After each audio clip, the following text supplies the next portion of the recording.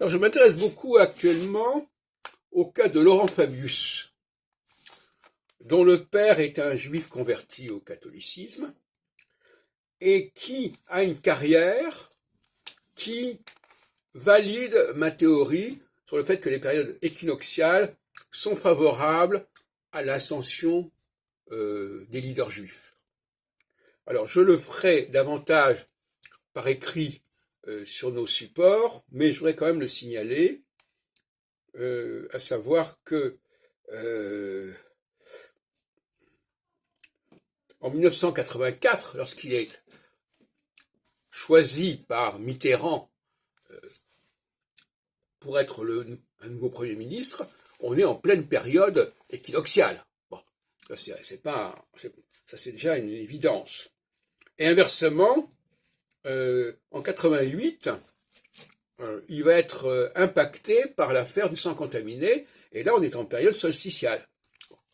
Et ce qui est intéressant aussi, c'est de montrer que entre 1955, qui est l'année où Mendès France, qui est un juif, est président du Conseil, donc Premier ministre, et 1984, où Fabius devient Premier ministre, il y a 29 ans. Et 29 ans, c'est également le cycle saturnien. Donc, on pourrait remonter d'ailleurs à d'autres périodes. Donc, voilà, ce que je voudrais montrer, c'est ce phénomène favorable aux juifs ou défavorable aux juifs.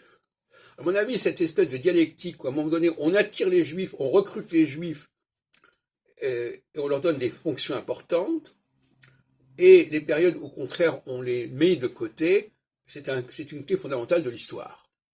Moi-même, par exemple, j'ai profité ou été affecté par cela. En 94, par exemple, j'ai été repéré et recruté pour organiser l'exposition à la Bibliothèque nationale par les responsables de la réserve nationale. Eh bien, on était en plein début de phase équinoxiale.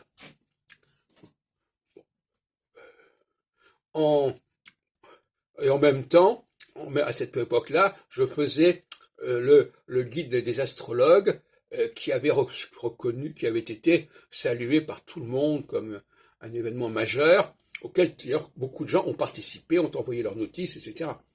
Donc, je donne ça, un exemple comme ça. Mais les juifs, les vrais juifs, sont favorisés par le début des phases équinoxiales, qui vont faire qu'on aura envie de les recruter, de les employer. On verra ça d'ailleurs dans les prochains mois avec la nouvelle phase équinoxiale. Alors, on a le fameux débat. Est-ce que c'est en raison de leur religion? Je ne crois pas. Hein. D'ailleurs, dans beaucoup de cas, ils ne sont même plus pratiquants.